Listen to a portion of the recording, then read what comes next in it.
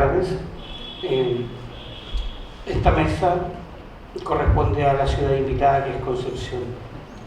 Nosotros somos de Concepción. Concepción tiene ya unos 20 años de una cierta continuidad de producción de gráfica narrativa, fanzines y otras cosas. De alguna manera nosotros aquí vamos a hacer una lectura de esa situación.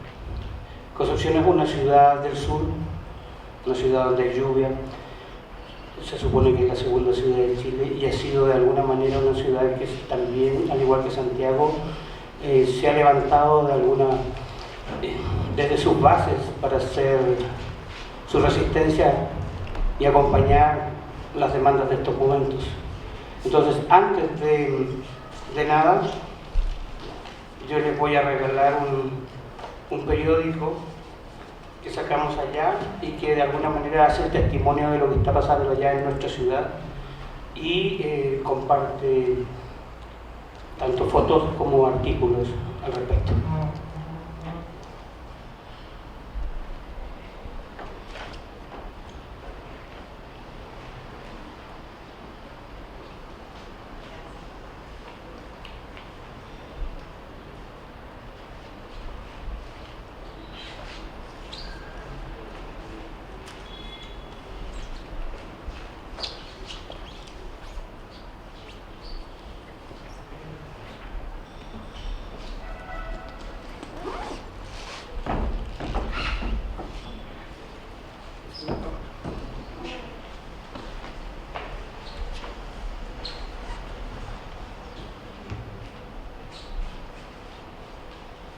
Ahora dediquémonos a lo nuestro.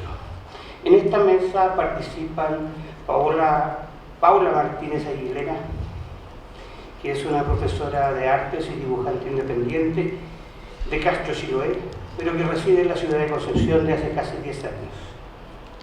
El sur de Chile ha sido una influencia importante en sus trabajos personales, como el cuento ilustrado Eleuterio, el conejo, y el cómic autoconclusivo Querido Automata. Ha colaborado con ilustraciones en 2 publicaciones sobre educación y análisis de incidentes críticos en el aula, y con talleres de cómic en Balmaceda de Arte Joven y establecimientos educacionales. Como nota, es curioso el nombre del conejo que Paula usa, pero no están desusados. Los conejos se llaman de formas raras. El conejo de la suerte tiene un nombre muy especial en castellano, no sé si alguien lo sabe, averigüenlo. Jorge Monsalves, licenciado en Pedagogía en Español en el año 2013 de la Universidad de Concepción, con la tesis Estudios de Convergencias Literarias en el Cómic, Borges, Mito y Utopía en The Sandman de Neil Gaiman. Desde su egreso de pregrado ha mantenido una línea de investigación orientada a la narrativa gráfica desde diferentes perspectivas: género, política, identidad. Obtiene su grado de magíster en literaturas hispánicas en la Universidad de Concepción con un trabajo titulado Breve historia de la narrativa gráfica chilena, un viaje por la historieta nacional y una mirada a la reflexión académica. Tesis donde realiza una revisión amplia de los procesos y eventos que han marcado el devenir histórico de la historieta chilena, desde los orígenes más pretéritos hasta una revisión de la situación actual del medio y la escena nacional, además de dar un repaso a la forma en que la academia ha abordado el medio y los productos gráficos narrativos a lo largo de los años.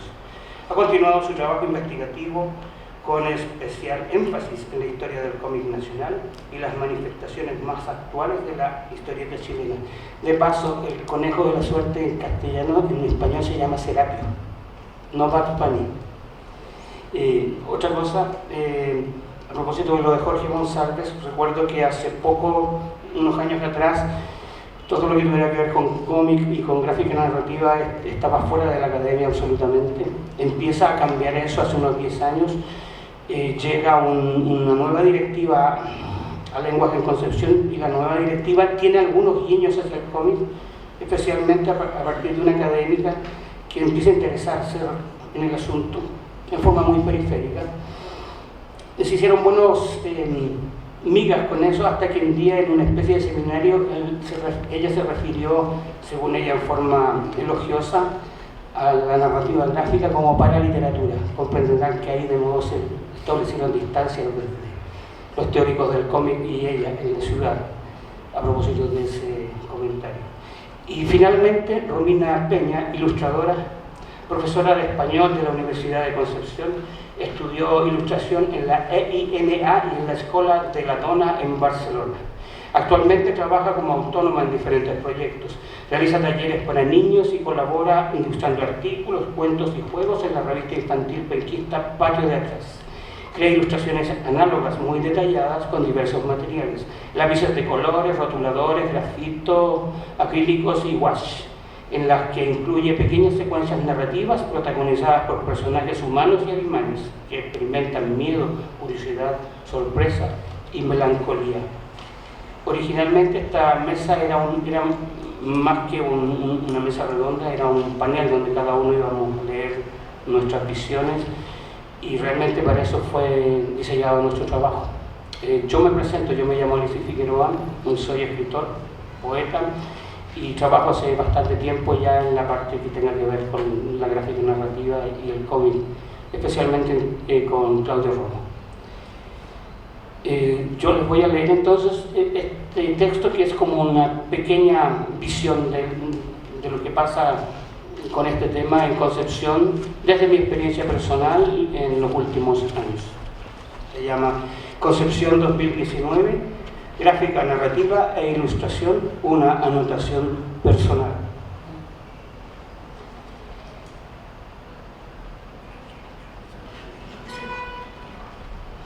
En la crónica regional de la ilustración en relación con la palabra escrita, de los signos gráficos, el dibujo entreverados con la escritura, creo que un punto de partida es 1988, en lo que yo conozco de Concepción. Es en este año que aparecen dos publicaciones: el periódico Tráficos, que en su carácter de publicación cultural de explotación político contingente incluía en sus páginas, por ejemplo en su portada, el comienzo de El Hombre Estrella, especie de tira cómica de Cristian Alegría, con elementos que lo relacionaban acaso con el fanzine como elemento de producción cultural. Es esa que están viendo a mi espalda. Una producción cultural que justamente allá en la provincia no conocía este fenómeno, descubriéndolo en una dinámica propia de su propuesta y trabajo. Tráficos tuvo tan solo un número, siendo ocasión de relacionarme con Alegría, con el cual intentamos un primer cómic que dibujado no fue jamás publicado y terminó por perderse entre los papeles que uno acumula a lo largo de los años. La historia, llamada La Balada de Juanito Underwood, como homenaje a la vieja máquina de escribir en que se redactó su argumento, tenía por motivo la rebeldía de un desadaptado, especie de cruza entre Krusty y Gregorio Samsa, que conducía a otros miles de piltrafas sociales a una vida en las alcantarillas, donde, con paciencia de hormigas, crearían una nueva cultura que finalmente los conduciría a arrasar a las buenas gentes de la superficie. Concepción bajo tierra era así el terreno de esta epopeya. Pero en fin, nunca pasó más allá de su intención de proyecto. Ese mismo año, junto a Tomás Hornes, otro poeta penquista, editamos la revista Tantalia. Resultó ser una revista de literatura, tal como pretendíamos, más su forma de tratar el componente ilustrado también debe al fanzine, fundamentalmente su voluntad ascéntrica y experimental en el sentido de su diseño de carácter aficionado. Eran tiempos... ¿No? ¿En qué pasó? Yo...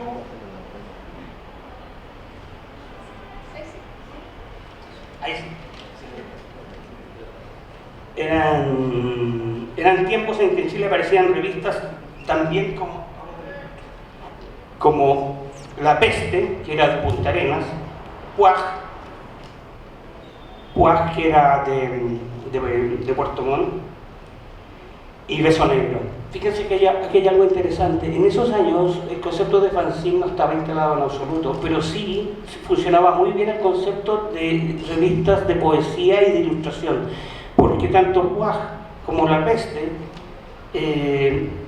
y como Tantalia le debían gran parte de su producción al texto, y al texto de carácter literario, solo que estaba siendo ilustrado y estaba contaminándose con el dibujo de lo que en ese tiempo se decía monitos. Entonces funcionaba como lo que están viendo ahí. Fue en el 2017, después habrían de pasar 20 años antes de que volviese yo a relacionarme con el mundo del dibujo y la ilustración. Fue en el 2007 cuando, tras encontrarme con Claudio Romo, volví a ellos. Recuerdo haber sido contactado en relación a un proyecto de arte que le interesaba desarrollar, proyecto que implicaba en forma directa la creación literaria y su aspecto escritural. Recuerdo que una tarde, cruzando la Plaza Perú, en las afueras inmediatas de la Escuela de Arte de la Universidad de Concepción, oí que me llamaban. Resultó ser Claudio, quien buscaba un escritor o poeta para realizar un proyecto de arte que le rondaba el espíritu. Me enteré entonces que, preguntando por aquí y allá, concluyó que yo era la precisa y única persona indicada, porque en realidad lo fui. Teníamos el mismo gusto por los mundos fantásticos, las rarezas apócrifas, las literaturas de borde, los dobleces de las alteridades y la ciencia ficción. Resultado de esto fue un libro ilustrado peculiar de título Fragmentos de una biblioteca transparente, que tiene algunas particularidades en su creación.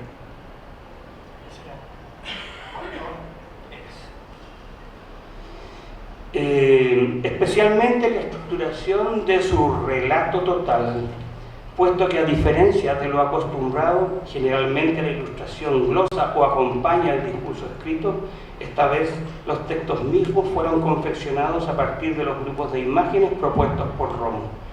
De este libro ilustrado dice Marcelo Novoa Gómez: Fragmentos de una biblioteca transparente se despliega como un texto híbrido, mitad de escritos y mitad de ilustraciones de estos últimos.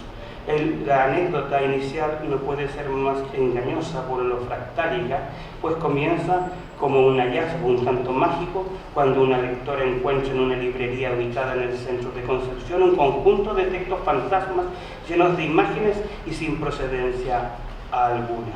Este conjunto de textos da pie para que el poeta Alexis Figueroa y el ilustrador Claudio Romo utilizaran lo fantasmal de tales escritos para crear una biblioteca transparente, un espacio imaginario que juega a ser un sueño, pero que se va articulando coherentemente a través de fragmentos de otros textos, hasta convertirse en un Aleph nefasto que devora cuanto lee. Aquí hay otra pequeña anécdota que es... Este libro nosotros inicialmente se lo presentamos a LOM, y LOM se interesó en el libro, pero nos devuelve una carta diciendo que están muy interesados, pero que no pueden publicarlo porque hay un problema con los derechos de autor de los diferentes fragmentos.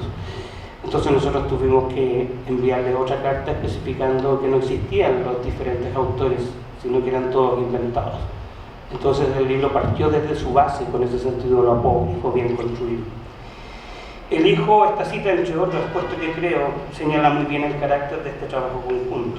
Colaboración que da inicio a un ciclo de trabajo permanente que se expresa luego en distintas iniciativas. Otra de ellas es Informe Tunguska, subtitulado Exposición cómic de un apócrifo informativo. Realizado en el 2009, incluyó en el equipo a Bárbara Bravo, ceramista, con quien realizamos una especie de apócrifo tridimensional que en una de sus partes es un soporte impreso y visual. Informe Tunguska ha derivado increíblemente, aunque ya no en forma tan desusada, al campo del análisis universitario.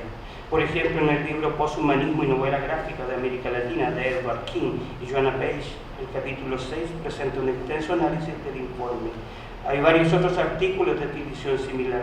La memoria incendiada, Informe Tunguska de Noelia Soriano de la Universidad Nacional del Comahue, Supervivencias de lo sublime en 3 narrativas gráficas chilenas, El horror y lo monstruoso en Policía del Karma de Jorge Baradit y Martín Cáceres, Informe Tunguska de Claudio Romo y Alexis Figueroa y Curatoría de Espantos de Sebastián Garrido, escrito por Vladimir Guerrero, es otro. Y así. Luego, y ya en el 2010, junto a Carlos Valle y Hernán Rodríguez, formamos un grupo de talleristas en el área del guión, la gráfica narrativa, editorialidad y diseño editorial, concluyendo en un catálogo de publicaciones que reunió el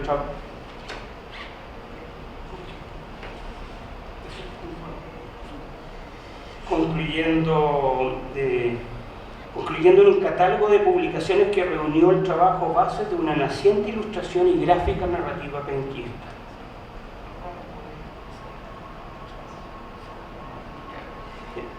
Entre ellos estaba Valeria Hernández, Rodolfo Aedo, Ricardo Zurita, Ibi Díaz, Nicolás Castañeda, Francisco Muñoz, Armando Cruces, Paola Barrera, Carola Lavena, Yayo, Cristóbal Florín, Cristian Fernández, Bastián Braunigan y Elisa Echeverría.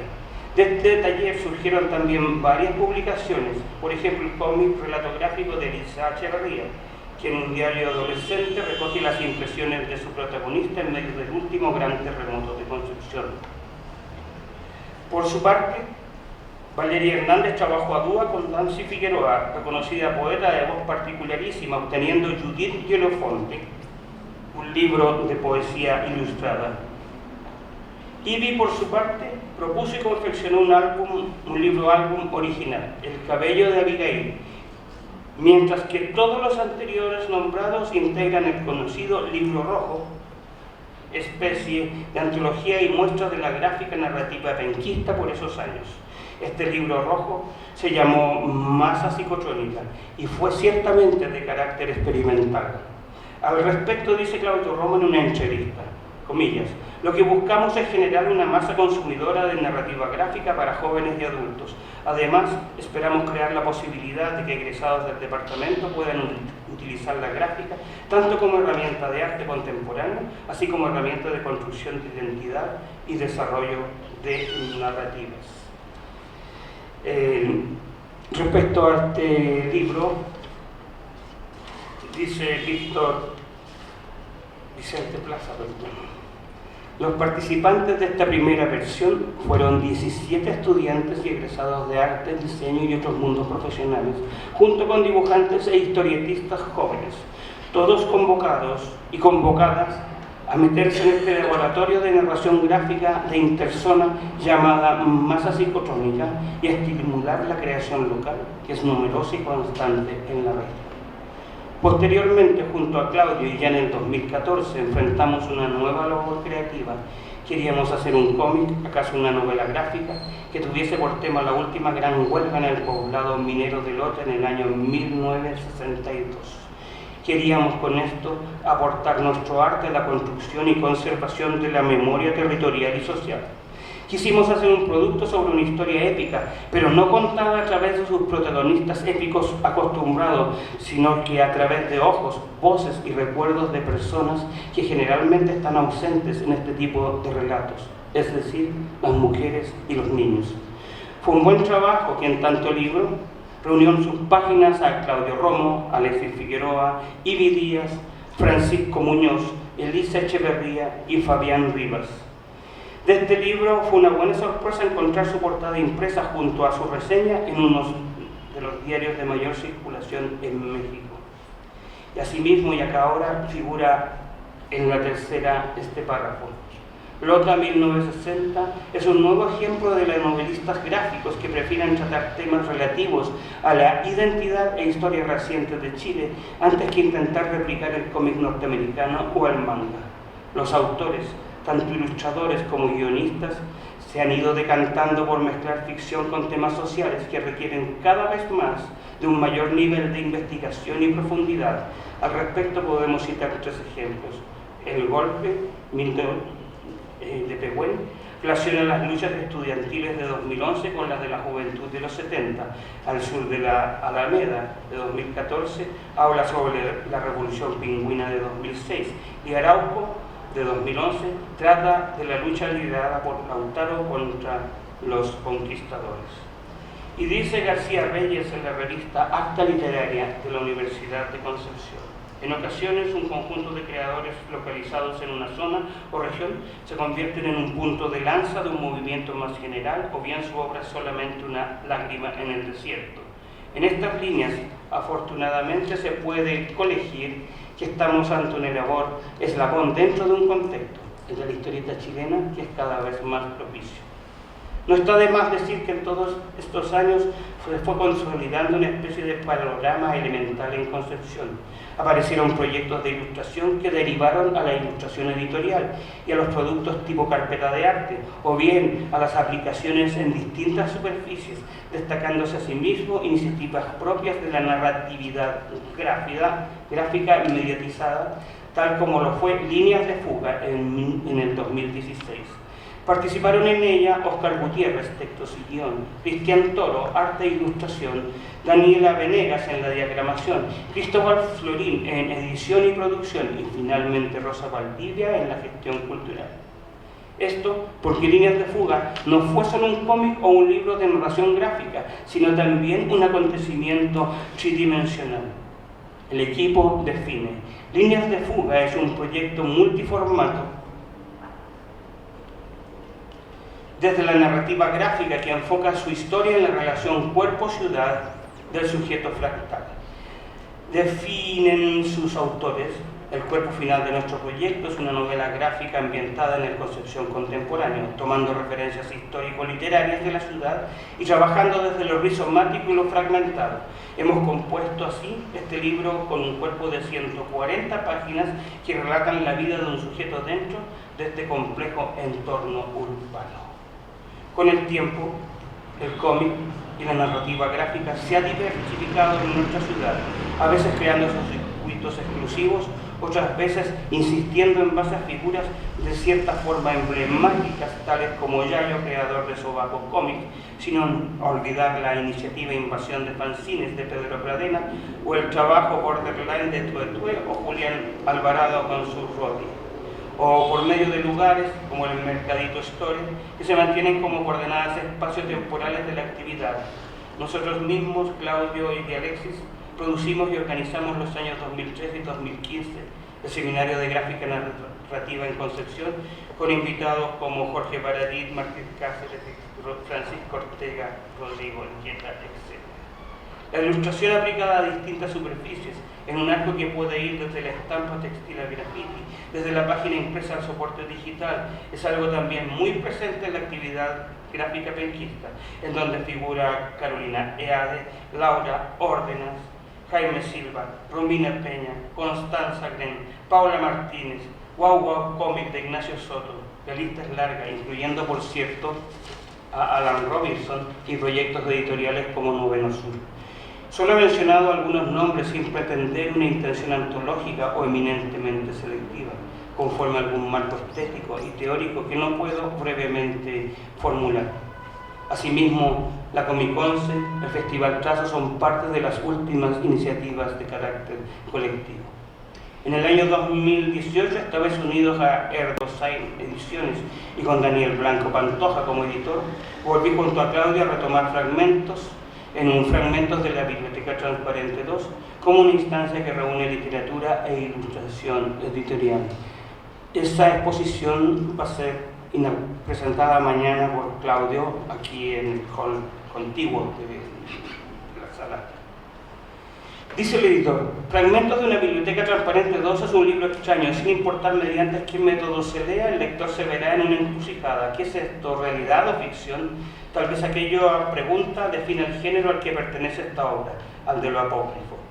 Pero ¿qué ocurre cuando lo apócrifo cobra peso en el acervo de la realidad, confundiendo la verdad con lo inventado?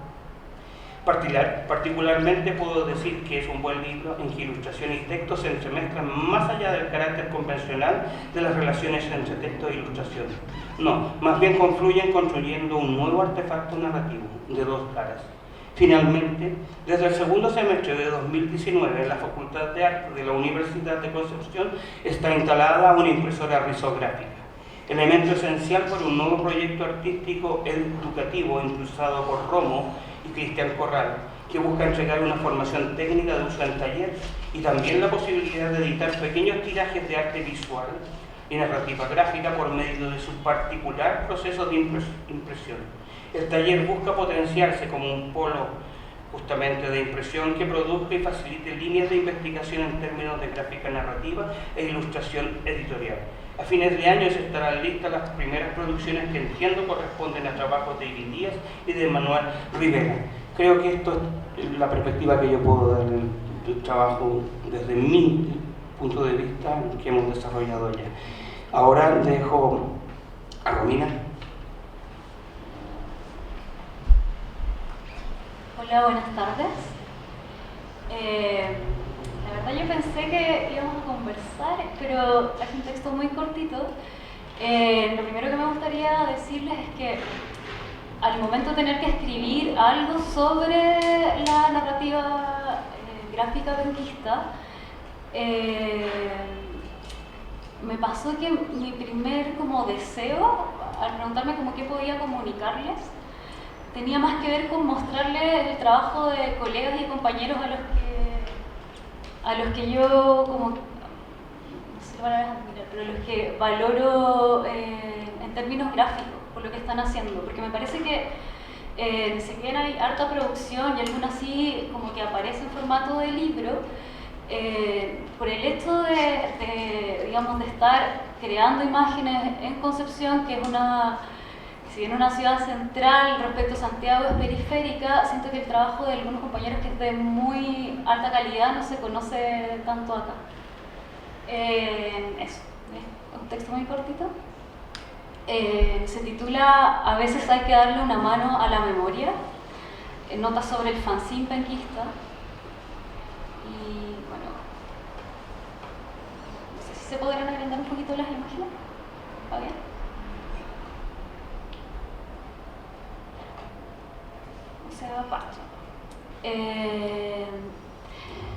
Reviso el vínculo de mi labor como ilustradora con la ciudad y noto que este no se da tanto en términos de representación como a nivel de polisistema. Es decir, si bien mis dibujos de Concepción se limitan a prácticas personales de pertenencia, tanto la producción como el consumo de mis ilustraciones ocurre en esta ciudad y en sus alrededores. Desde hace aproximadamente un año trabajo en una revista local, se llama Patio de Atrás, que es la que se ve acá. Se dirige a los niños y las niñas del Gran Concepción y circula el primer domingo de cada mes de forma gratuita con el diario homónimo, con un tiraje de alrededor de 8.000 ejemplares. Patio de Atrás contiene textos literarios, cuentos, poemas, artículos científicos y juegos ilustrados. Y por supuesto la revista se imprime en papel de diario. Y aquí me detengo porque hay un punto que me parece interesante y que quiero tocar. Y es que el papel de diario es frágil, con un gramaje entre 40 y 52 gramos, está hecho para ser leído y desechado. El carácter pasajero del material sumado a su bajo costo y a su presencia cotidiana comporta algunos beneficios para una publicación como la nuestra. Se trata de un tipo de papel cuya susceptibilidad de ser intervenido, rayado, recortado, por ejemplo, es alta a causa de su tosquedad. Y puesto que lo que buscamos es la interacción libre de nuestros lectores con la revista, esta característica nos favorece. Un par de décadas antes, los penquistas de mi generación, por lo menos, crecimos rayando y recortando otra publicación que circulaba los fines de semana junto con el Diario El Sur, que era una revista que se llama La Ronda de los Sapos. Esta revista se hizo muy popular entre los niños y las niñas de la zona y comenzó a publicarse en 1981 y se mantuvo en circulación durante más de 20 años, hasta que en 2007 el Mercurio adquirió el diario y cerró el suplemento. A pesar de que La Ronda de los Sapos forma parte del imaginario gráfico y de la experiencia lectora de un sinnúmero de penquistas, hay escasos registros de ellas disponibles para la comunidad. Por ejemplo, me pasó en Google, no encontré, o sea, en Wikipedia no había ni siquiera una entrada dedicada a La Ronda de los Sapos. Cuestión que para mí, en un momento, cuando pensé que escribir, dije, bueno, evidentemente en nuestra ciudad hay o sea, ahora con Patio de Atrás y con La Ronda de los Sapos, hay una tradición de revistas infantiles, como circulación relativamente pública, porque circulan con los diarios, y por lo menos yo tengo así como el recuerdo de haber sido chica, esperar el fin de semana y que mi papá, mi mamá me pasara el suplemento, y era como, es una experiencia compartida por los penquistas de muchas generaciones, y a mí me sorprende y me causa hasta dolor que no tengamos acceso a poder verla. Por ejemplo, en la biblioteca municipal, en las bibliotecas abiertas, hay que conseguirse permisos para hemeroteca, eventualmente buscar los días de publicación. O sea, no ha habido todavía un trabajo que nos permita tener como acceso a esas publicaciones. Menciono estas iniciativas porque, desde mi punto de vista, una de las particularidades del polisistema de la ilustración penquista tiene que ver con que una parte importante de sus productos circula a través de géneros y formatos que, cuesta decir, pero de alguna manera se resisten a la perdurabilidad y a la conservación. A diferencia de lo que ocurre con los libros, objetos pensados para ser preservados, lo que veíamos, tapas duras, sobrecubierta, el tamaño pensado para un librero, las revistas infantiles impresas en papel de diario son diseñadas para usarlas, manipularlas y descartarlas. Algo similar sucede con otros géneros y formatos, y es que si bien en nuestra ciudad se han generado proyectos muy interesantes en torno a la publicación de libros de ilustración y narrativa gráfica, todavía hay cierta como... no hay una producción como tal vez sistemática, sí, pero no tan generalizada. Por lo tanto, los guionistas y dibujantes recurren y recurrimos a la autopublicación. De ahí el género, formato por excelencia es el fanzine.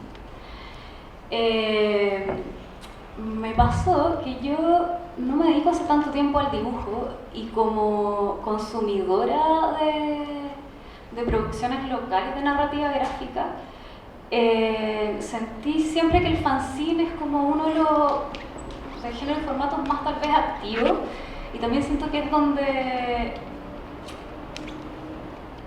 hay una especie como de... siento como una... no sé cómo se puede usar, pero una especie como de movimiento y de un hacer, en realidad, un hacer que es bastante editorial, que se está generando de manera como muy libre tal vez y espontánea, porque al ser un formato al que se puede acceder con facilidad, permite que los dibujantes podamos como trabajarlo de manera muy libre. No estamos pensando como en hacer tirajes grandes y no tiene como la presión de una publicación como más oficial.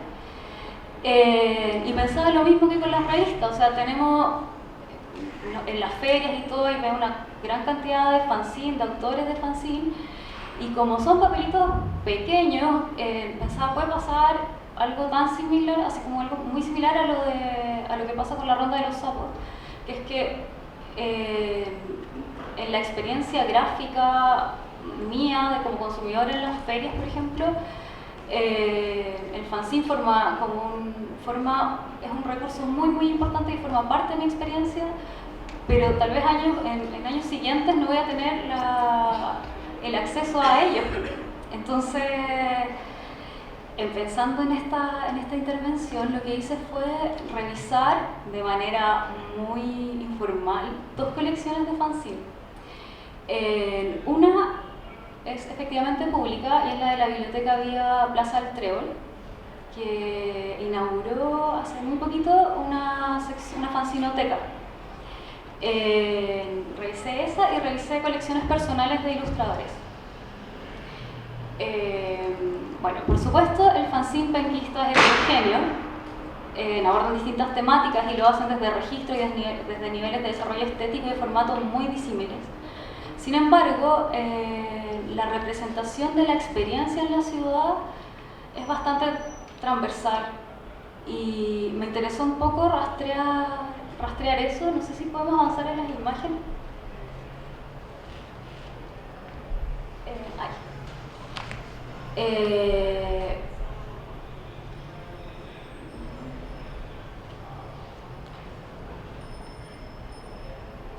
Bueno, voy a saltar un fragmento, pero sí seleccioné con un criterio muy personal ciertos fanzines que a mí me parecen interesantes y cuyos autores también me parecen interesantes. Algunos no están vinculados tal vez a la parte más como mainstream del movimiento gráfico penquista. Y el que vemos acá en la página anterior, no sé si... Bueno, el que vemos abajo antes de dormir es un fanzine del ilustrador Hans Peralta. Es un fanzine que a mí me parece muy bonito porque recopila historias que él hace como pequeños fragmentos de experiencias que él vive con su hijo antes de acostarse.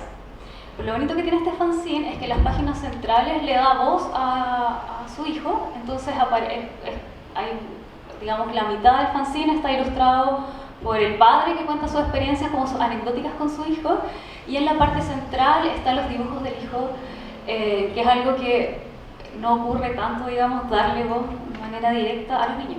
Que por cierto en las revistas infantiles suele ocurrir cuando les pedimos que dibujen y publicamos sus dibujos. Bueno, un autor destacado en el panorama del fanzine penquista es, para mi gusto, Manuel Rivera Zamorano, conocido por sus iniciales Mars. Si puede avanzar la siguiente. Ahí. Sus narraciones, descarnadas y conmovedoras, refieren la experiencia de vivir en los alrededores de Concepción.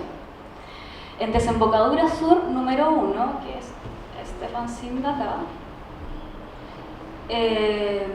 escoge por un lado la viñeta en grafito y por otro el relato en primera persona para contar la historia de un niño que luego de haber gastado el dinero para comprar pan en una de las máquinas flipper de su barrio, pasa la tarde recorriendo calles y buscando formas de conseguir el dinero que perdió.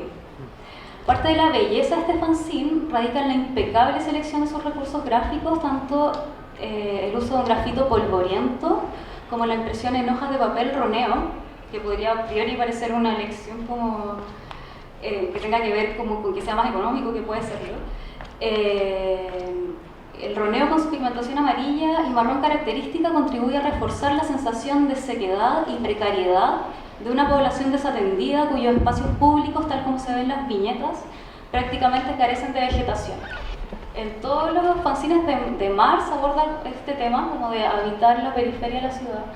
Y algo que me gusta mucho a mí es eso, que muestra, es muy seco, muy polvoriento, de repente, por ser una ciudad al sur, está como asociado casi a bosque, y claro, hay sectores donde no es así, y siento que Mars retrata muy bien esa experiencia.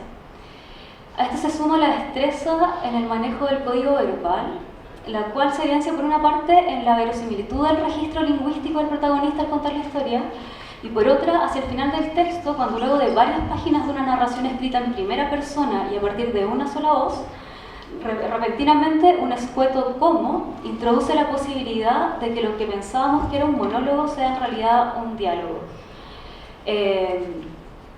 Dice el protagonista: después fui a la placita, en los columpios siempre se le caen las monedas a los poetas, y ahí se introduce con un guión una voz que dice "¿cómo?" a los demás que van a jugar ahí, y uno va y la saca y después se van. A mí me parece muy bonito y interesante también que publicaciones que de pronto no tienen ni los recursos como económicos para hacer publicaciones como de lujo, por así decirlo, haya como cuidado, y no solamente en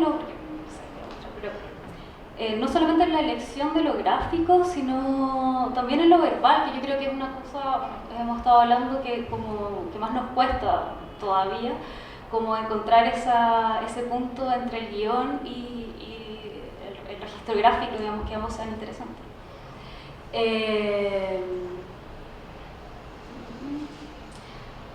La aparición de un segundo personaje que ingresa a la narración únicamente a través de las palabras y que por lo tanto queda excluido de la representación pictórica suscita en el lector una serie de preguntas. ¿Quién es este segundo personaje? ¿Su padre, su madre, un familiar, un carabinero? Y constituye un punto de inflexión en el relato que da pie a un final interesante, abierto y con tintes metaficcionales. Otro fanzine de Mars, abiertamente vinculado con la cultura penquista, es La Tercera Avenida, que es este de acá. En él, el autor toma como punto de partida un acontecimiento curioso, el supuesto hallazgo en el año 2002 de un pequeño extraterrestre apodado Toy por parte de un adolescente en el sector de Lagunillas. Este fanzine me gusta mucho también porque pasa que de pronto las anécdotas que ocurren en la ciudad como no siempre las veo retratadas como de esta manera, digamos, en publicaciones de este tipo. Y claro, yo viendo las noticias un día apareció Mega Noticias contando que habían encontrado este extraterrestre, y a mí siempre fue como una anécdota extraña, Y cuando encontré este fanzine, como que me sentí muy... Dije, oye, qué bien que lo hayan retomado y que haya quedado como ese registro, digamos, de ciertas cosas un poco freak que ocurren en la ciudad. Nuevamente Mars escoge como protagonista a un niño. Esta vez se trata de Gabriel, un escolar que al ver la televisión se entera de que han encontrado un ser alienígena cerca de su vecindario y convence a dos de sus compañeros de ir a explorar un sitio eriazo en busca de los indicios de él. No sé si puedes avanzar un poquito las imágenes. Esas siguen siendo las del primer fanzine de Mars. Puedes seguir avanzando. Y esas que vemos arriba son las que les acabo de mostrar de la Tercera Avenida.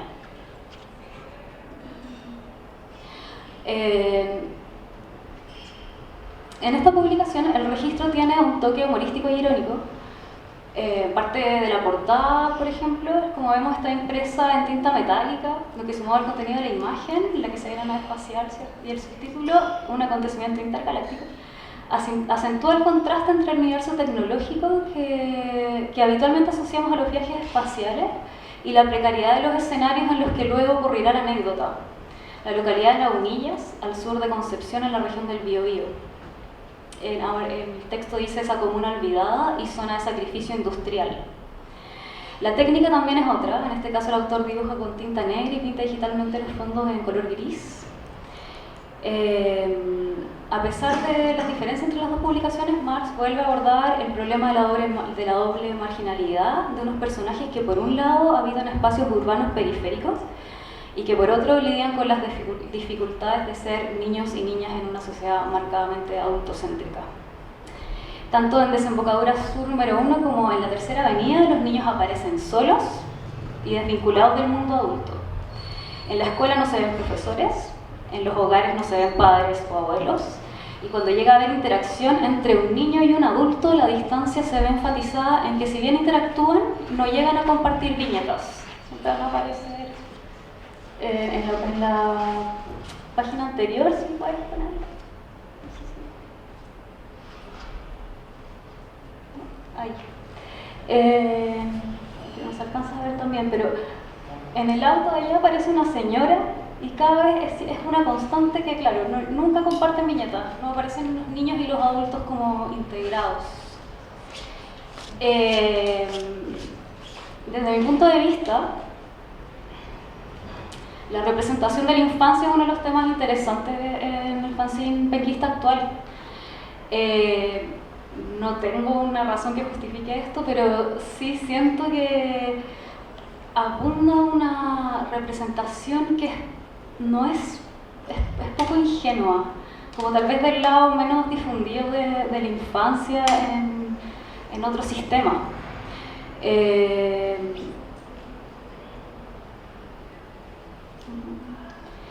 Voy a nombrar algunas autoras que me parecen interesantes en ese sentido.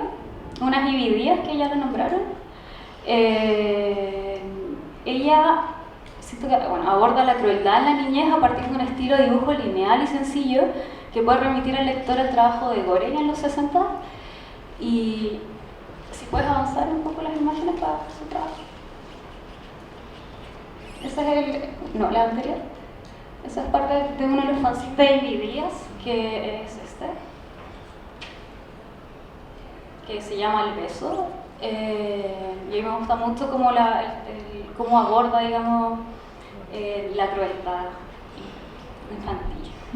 Y Andrea Manque, que si bien no suele publicar en género formato fanzine, en sus ilustraciones representa con insistencia niñas solitarias, perdidas en bosques, cuya textura y composición comunican la noción de infinito.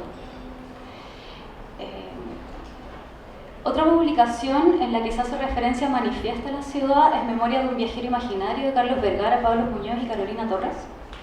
En este texto se narra la experiencia de un personaje desmemoriado que despierta en los restos de una antigua urbe industrial. Cabe mencionar que, a diferencia de lo que ocurre en las narraciones de Marx, por ejemplo, en las que se retratan gráficamente las especificidades de los barrios en los que se sitúa la anécdota, en este caso la localización es comunicada solamente a través del código verbal. La voz narrativa nos cuenta el argumento, y el argumento tiene lugar en una concepción futurista, sin embargo no hay elementos pictóricos que nos permitan identificar la ciudad. Un momento interesante de este relato de Memorias de un viajero imaginario, que si puedes pasar la imagen. Bueno, esas son las ilustraciones de Andrea Manque. Y eso es memoria, la de arriba es Memorias de un viajero imaginario, está hecho en xilografía. Un momento interesante del relato es aquel en que el viajero, luego de recuperar su conciencia, de observar, de recordar vagamente el espacio en el que se encuentra y de, a modo del Adán bíblico en renombrarlo, saca una tablilla y dibuja la ciudad. En este pasaje metaficcional es posible identificar un guiño a los dibujantes que tanto de manera individual como colectiva y a través de géneros y formatos diversos registran la urbe y proponen diversas miradas sobre ella. La mayor parte de las imágenes de Memoria de un viajero imaginario son xilografías. Carlos Vergara, uno de los ilustradores de la publicación, es además autor de varios fanzines y de series de estampa de corte futurista elaboradas en grabado en madera y en tetrapack. La tensión entre el contenido de las láminas, que remite a máquinas, robots, naves y en general a elementos de alta tecnología, y el carácter análogo de la técnica da como resultado una estética intrigante y reconocible. Estos ya es lo último que seleccioné, digamos, para comentar. Entre las publicaciones que abordan el tema del territorio, resulta interesante destacar también los fanzines Brisa, Erial y Tierra de Perros del artista visual Sebastián Rivas Lobos. Estos textos inicialmente fueron publicados de forma autónoma y en ediciones posteriores pasaron a formar parte de un solo conjunto y pueden ser leídos como 3 momentos de una misma narración. Los 3 relatos están protagonizados por perros. En términos formales, comparten la experimentación con el formato, están elaborados con distintos tipos de papeles y contienen páginas desplegables y pequeños insertos cosidos con hilo rojo. Temáticamente son publicaciones que abordan el tránsito de la restricción hacia la libertad y de lo individual hacia lo colectivo. En Brisa, el personaje principal es un perro que atraviesa un espacio deforestado, sucio y rodeado de muros de cemento. Este personaje, al sentir una corriente de aire, experimenta el anhelo de vivir en medio de una naturaleza abundante.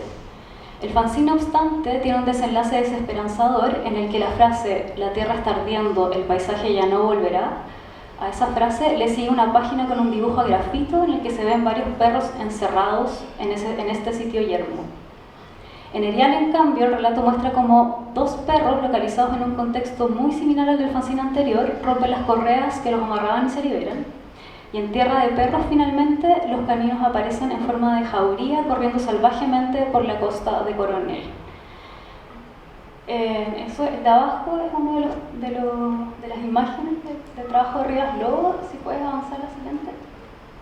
Y están las otras, hay fotomontaje también con paisajes de la zona. Y bueno, para cerrar, esta mirada muy personal. En la medida en que examino estas colecciones de fanzine, noto cómo las manifestaciones de este género y formato se han ido haciendo más numerosas y más complejas en la ciudad. Cada vez hay más eventos, coleccionistas también. Algunos estudiosos afirman que una de las particularidades de este tipo de publicaciones radica en que forma editores de manera experimental y que son en sí una escuela que además tiene la ventaja de explotar los gustos e intereses propios de los individuos. Esto parece ser cierto en nuestra ciudad, en las que las manifestaciones de este género formato tienden a ser cada vez más cuidadosas, sobre todo ya en términos de recursos gráficos, de factura, de uso de paratextos. Y asimismo constato la necesidad de volver la mirada hacia este tipo de publicaciones y hacer registros de ellas, porque en muchos casos el carácter reducido del tiraje, la fragilidad del soporte y su tendencia al desgaste las hace susceptibles de extravío. Como apunta uno de los fanzines descritos, a veces lo imperioso es recordar. Nadie quiere morir atorado en los engranajes del olvido. Hay que darle una mano a la engañosa y frágil memoria. Esto resulta especialmente relevante para quienes trabajamos en el ámbito de la ilustración y el dibujo, y es que conocer el polisistema del que formamos parte es también una forma de pertenencia.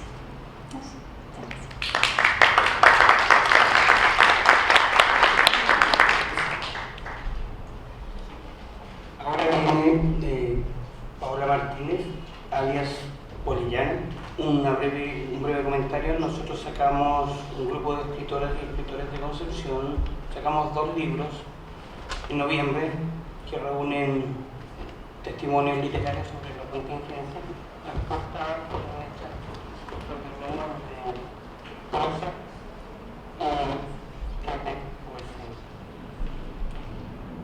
ya, voy a ser súper breve. Lo que yo planteaba en mi texto respecto al cómic es un fenómeno generacional sobre la nostalgia. Y creo que simplemente voy a decir que mucho de lo que se ha publicado en Concepción y de lo que mis compañeros de mesa han expuesto es que muchos de los trabajos han sido muy nostálgicos. Por ejemplo, Lota del evento de 1962 es como es un tipo de nostalgia que trata de recuperar ciertos aspectos de la ciudad cuando tenía, no sé si decir más identidad, pero cuando se estaba más aislado y se notaban las diferencias entre las ciudades. Y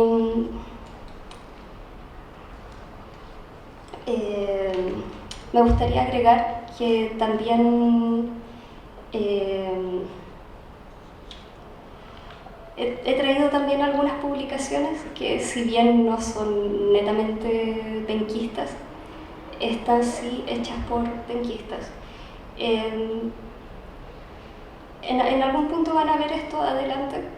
Es un cómic hecho por Pamela Valenzuela, que es una autora de Concepción, que está trabajando con una editorial aquí en Santiago. Nada, me queda más agradecerles por su tiempo.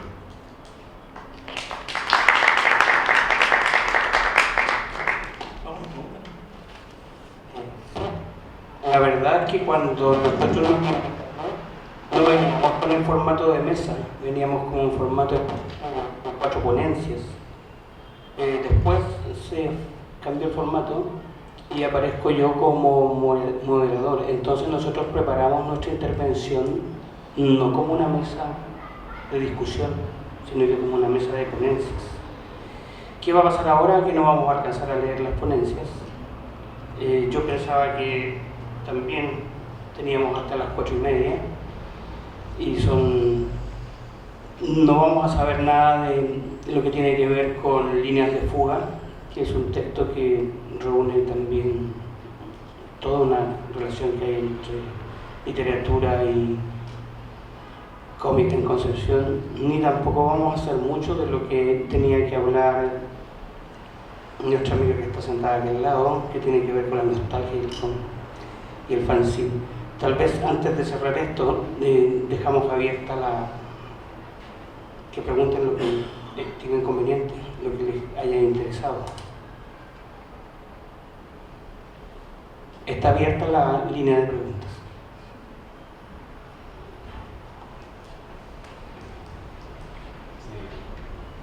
Bueno, un comentario con la continuación de la presentación podemos retomar. Voy a preguntarle si en la continuación de un encuentro en la corporación podemos retomar el tema. Sí, claro. Sí, ¿Ah?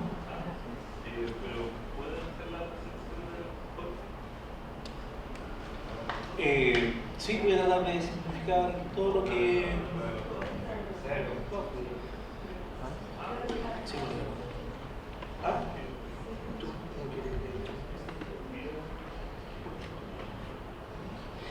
¿Y Jorge sí? voy a tratar de simplificar lo más que pueda. Bueno, muy buenas tardes. Lamentablemente los autores de la obra de la que voy a hablar no pudieron venir, habría sido interesante haber conversado con ellos, pero habiendo tenido la posibilidad de conocer a uno de los autores, entre las conversaciones que tuvimos respecto del trabajo, fue donde yo pude entender muchas de las cosas que ellos quisieron entregar en su trabajo. Para quienes no lo saben, Líneas de Fuga, el trabajo de Óscar Gutiérrez, que en todo lo cuenta la historia de Carlos, que es un joven ya con muchos problemas que hasta cierto punto nunca son nombrados, pero que yo creo que cualquier persona que lea el texto se va a reconocer en algún momento de su vida, se va a identificar con Carlos. Y estos problemas llevan a Carlos a estar constantemente vagando por la ciudad de Concepción. Ya una ciudad que es bastante... Bueno, ahí está la primera figura, que es una ciudad que podríamos definir como una ciudad que oscila entre formas definidas y formas ininteligibles, habitada por una masa humana multiforme, hecha de color, ruido, carne y concreto. Eso es... ¿Casa Salud se llama? Casa Salud. Para quienes han ido a Concepción sabrán qué es Casa Salud. Bueno, uno de los conceptos principales que toman los autores en este texto es el concepto del flaner, ya que es un concepto que Walter Benjamin retoma en un texto que se llama Charles Baudelaire, un poeta lírico en la alta era del capitalismo, ¿ya? Y donde hace una revisión de este concepto, que es un concepto de la Francia del siglo XVI, y él lo actualiza a partir de una lectura que hace de la obra El pintor de la vida moderna, de Baudelaire. ¿Ya? El concepto del flaner nos es presentado por Benjamin de forma renovada de cara a la modernidad europea del siglo XIX. El autor reconstruye el vagabundo convirtiéndolo en la síntesis de la condición humana y del individuo sobreviviente del siglo de las luces, enfrentado ahora a una arrolladora modernidad que permea cada aspecto de la realidad sin que el sujeto pueda intervenir. ¿Ya? El flaner solo observa y piensa muchas veces sin entender por la razón del siglo. La razón del siglo XVIII se ha vuelto una herramienta obsoleta ante la magnitud de esta nueva centuria. Y eso se ve en la... Ahí está. No sé si se alcanza a leer, pero en ese fragmento, el diálogo que establece Carlos con uno de sus compañeros, donde él lo dice explícitamente, es como una angustia, bueno, dice Carlos. Es como la modernidad brillando y recordándote lo miserable que eres. El compañero le responde: ¿te ha hecho bien dormir? Bueno, nunca te he visto más lúcido. Y Carlos le responde: siempre he estado lúcido, solo que ahora se nota más. Ya a partir de esa figuración, como este hombre que está básicamente condenado a recorrer la ciudad y contemplarla, es que en este recorrido él va de alguna forma reavivando lo que yo identifiqué como en una relación intertextual con una obra que se llama The Sandman de Neil Gaiman, donde hay un concepto súper interesante que es el concepto de los lugares blandos.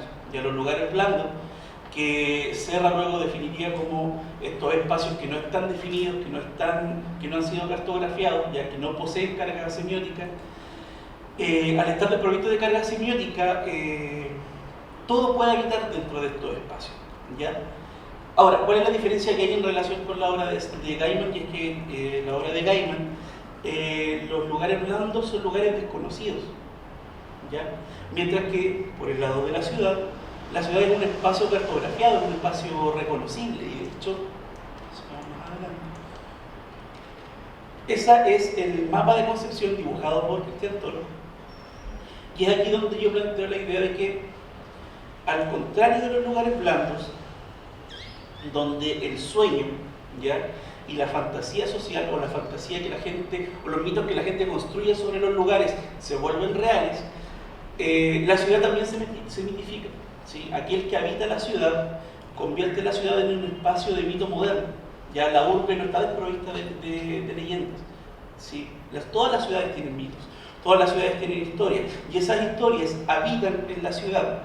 Y contrario a lo que ocurre, por ejemplo, en un lugar blando que está desprovisto de carga semiótica, la ciudad tiene una sobrecarga, una semiosis tan grande que también de alguna forma desestabiliza la estructura de la ciudad y hace que, por ejemplo, Carlos se vea enfrentado a una situación como esa, que es en el capítulo 3, Parque Deportivo creo que se llama, donde luego de un incidente de un incendio, Carabineros lo detiene porque participó del incendio, y en esta situación lo toman preso, y en la cárcel él tiene una conversación con Roberto Bolaño, pero al mismo tiempo está siendo torturado por agentes de la DINA por haber participado de un atentado terrorista durante la dictadura. Por lo tanto, ya no solamente los espacios convergen y se desdoblan, sino que también los tiempos, ¿ya? Y la ciudad hace habitar al individuo que recorre la ciudad, los hace habitar en distintos tiempos de forma simultánea, ya, cosa que también ocurre en los lugares blandos, pero como comentaba antes, en este caso es por un exceso de significado, ya una semanticidad tan grande, podríamos indicar una suerte de carga inconsciente, de colectividad inconsciente, que de alguna forma la ciudad revive estos momentos, ya este sujeto que está básicamente perdido en la ciudad, lo revive una y otra vez. ¿Sí? Voy a tratar de avanzar más rápido. Bueno, aquí está lo que les comentaba recién. Si bien originalmente los lugares blandos corresponden a zonas desconocidas del mundo, donde la humanidad hace habitar su fantasía de concepción como espacio planificado y reglamentado. Es un espacio cartografiado y delimitado, conocido por todos sus habitantes, pero son precisamente la fantasía, los deseos y la memoria de quienes moran en el cuerpo de la ciudad lo que arrastra el sueño al espacio penquista para sí, lejos de borrar sus estructuras, asignarle una carga semiótica tan grande que remece los cimientos mismos de la arquitectura de la realidad. Los sopores oníricos de la masa citadina arrastran la materia del sueño para inconscientemente descartografiar la realidad, hacer del mapa de concepción una nebulosa sinuosa que se resiste a la cuadrícula del plano. A partir de esto hice también una relación con el concepto de devenir, entendiendo que el devenir es un proceso que ocurre entre espacios. Ya lo plantea Barner y Deleuze en sus diálogos, ya cuando habla que el devenir siempre es una suerte de, o sea, lo definen como diciendo que siempre es posible deshacer los dualismos desde dentro, trazando la línea de fuga que separa entre los dos términos o los dos conjuntos, estrecho arroyo que no pertenece ni a uno ni a otro, sino que arrastra a los dos en una evolución no paralela y en un devenir heterócrono, entendiendo el devenir como este proceso que de alguna forma va a permitir que Carlos se purifique. ¿Ya? Básicamente esa era la lectura de la obra. Hay otros aspectos más que a considerar, pero eso ya se podría revisar más adelante, o si alguien tiene alguna consulta. Eso. Como final, de todas maneras, nuestros textos van a estar en la próxima publicación. Entonces, de alguna manera se integran al discurso público a través de mediatizados por un libro. Creo que les agradecemos el estar aquí y agradecemos también a la organización de dibujos que hablan por la invitación y esperamos haberles mostrado un breve panorama de lo que es nuestra ciudad. Y el que quiera preguntar algo, que entre. No quedamos de acuerdo.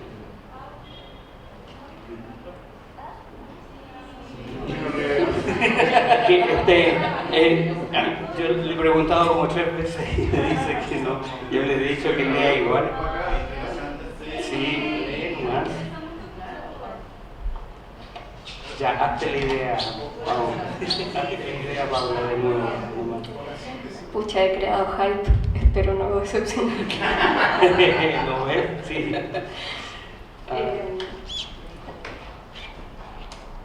Se me perdió hojita. ¿Cómo se te? ¿No lo tengo yo? Sí. Ya, muchas gracias. Bueno, yo vengo un poquito a representar a los dibujantes de cómic en Concepción, que estamos un poquito con un pie en nuestras en las cosas que nos han influido, como la cultura pop, el manga, el anime, esas cosas, y también con un pie en nuestras narrativas personales y como temáticas que nos interesan. Entonces, básicamente yo planteo en mi texto un fenómeno general que ocurre en el consumo de cómic, que es el de la nostalgia. Y en especial por el cómic autobiográfico, que en percepción mía, casi todos los cómics que se están produciendo en esta época son autobiográficos, en el sentido de que tienen mucho de quien dibuja y de quien escribe. Pero también quería hablar de que el cómic es un súper buen formato para la nostalgia, porque tiene muchos recursos para jugar con la temporalidad de las cosas que se narran, recursos visuales, algo que queda entre medio camino entre el cine y la escritura. Personalmente yo soy una hija putativa de Concepción, porque yo soy chilota. Entonces, en mis trabajos se ve harto del sur. Mis amigos bromean con que mi mundo es el Chiloevers, porque hay harto palafito, hay harto verde, hay harto mate y cocina a leña. Pero eso es lo que plantea. Estoy haciendo un resumen, que la nostalgia como fenómeno reacciona no solo como al querer refugiarse en un tiempo que en la memoria parece mejor,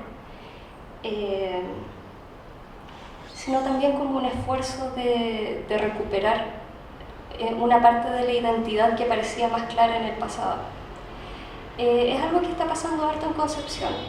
No sé si ustedes saben que hemos sido harto víctimas de lo natural, por decir terremotos, inundaciones, lo que nombren, tornados, no sé si escucharon eso. Entonces mucho de nuestro patrimonio histórico, cultural, se rompe, se lo lleva al mar, etc. Entonces ahí quería hilar el tema de la nostalgia hacia el querer recuperar parte de ese pasado perdido, que igual es súper peligroso, porque claro, uno tiende a recordar mejor el pasado de lo que realmente fue y tiende a borrar eventos que son significativos y son súper negativos, pero que son importantes para la historia de un país, de una ciudad, de individuos. Hace un rato nombré Lota por el evento de lo que pasó respecto a los trabajadores.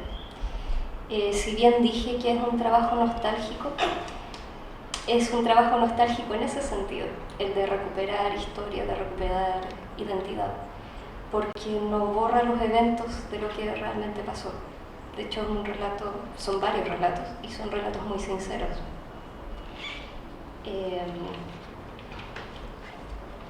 Y volviendo al tema de los cómics que traje yo, claro, este cómic de acá no transcurre en Concepción, no transcurre con gente penquista, pero sí está hecho por una persona de Concepción. Más que nada lo traje como representación de lo nostálgico y de que siendo hijos de un fenómeno global que es el internet y todo lo que estamos expuestos, se forma una especie de crisol que hace que nazcan narrativas como esta, incluso en medio de nuestro esfuerzo por recuperar cierta parte de nuestra identidad histórica, cultural y personal, ¿por qué no decirlo? Eso es un resumen de lo que quería hablar al respecto. Y también quería mostrarles este cómic. Perdón por lo autorreferente, este lo hice yo. Y es una historia que transcurre en el sur. También como en paralelo, o sea, hago el paralelo entre ambos porque quizás no es una historia muy identitaria per se. Tiene muchos elementos que quizás si lo abren van a reconocer. Eso es básicamente lo que tenía para decir. Muchas gracias.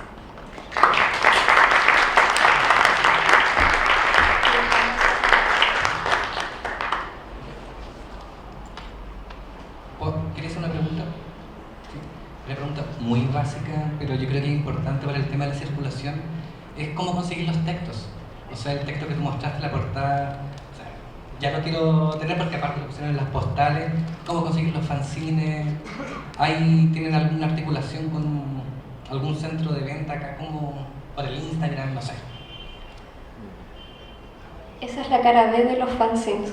Hay que hablar con los autores porque todo es autogestionado. Pero respecto a los que yo mostré, esos están aquí. Pueden seguir hablando conmigo. Y los otros también se pueden pedir porque los autores, tenemos contacto con los autores también.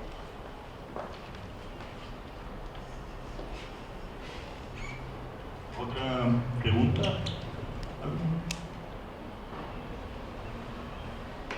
Hola, un poco parecido a lo que habló recién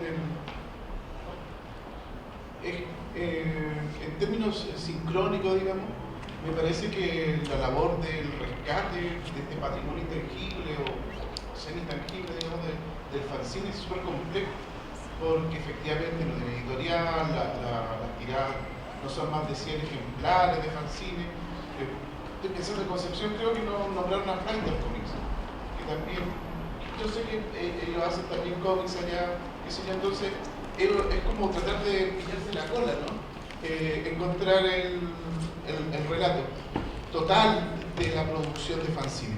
Las posiciones en el sistema son bastante dinámicas, entonces sí, Concepción puede ser periférico respecto a un centro como Santiago, pero también es una ciudad central respecto a otras localidades, entonces también es muy relativo esa categorización. Respecto a lo que preguntas, claro, es muy difícil como asir los fanzines. Yo creo que, ahora yo no soy investigadora, soy dibujante, pero sí a propósito de esto, como que siento que hay un deseo como latente de rescate. No sé si tú piensas lo mismo. Y una de las instancias que hablábamos con otros ilustradores, que claro, tenemos ganas, por ejemplo, de revisar cajas y tal vez sistematizar un poco el archivo que puede quedar en manos de coleccionistas. No sé, de repente aparecen anécdotas o nos cuentan, tenemos muchas ganas de entrevistar a coleccionistas con sus cajas, porque creemos que ahí puede haber algo tal vez interesante de ver cómo cada persona construye como su canon personal. Y respecto a los temas comunes, me siento como sin autoridad para mencionar, pero te puedo decir los que yo considero que son... A ver, es que a mi criterio parecen como más fuertes. Uno evidentemente tiene que ver con la relación con el territorio, con la parte tal vez, no sé si más marginal, más dura. A mí me llama la atención ese contraste, que hay algunos autores que siento que hay como dos polaridades, por así decirlo.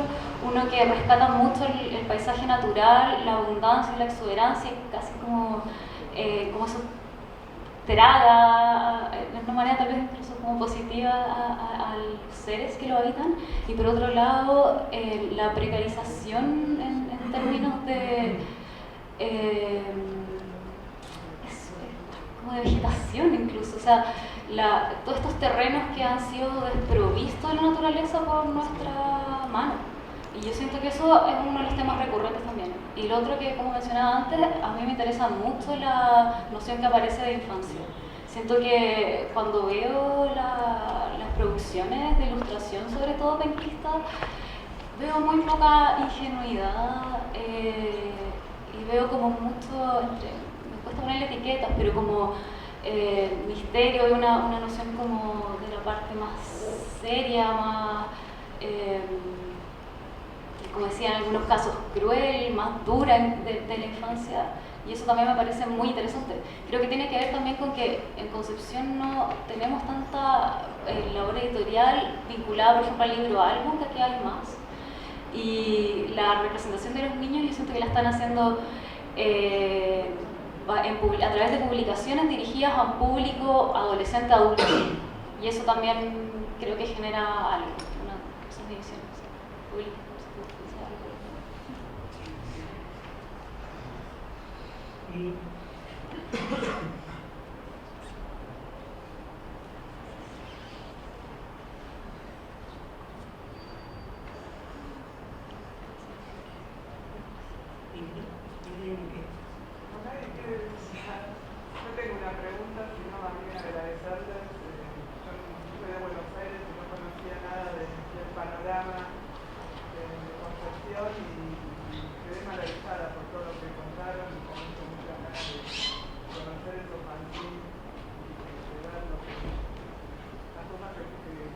nombraron y me comentaron.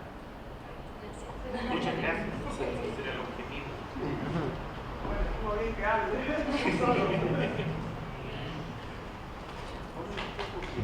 Muchas gracias.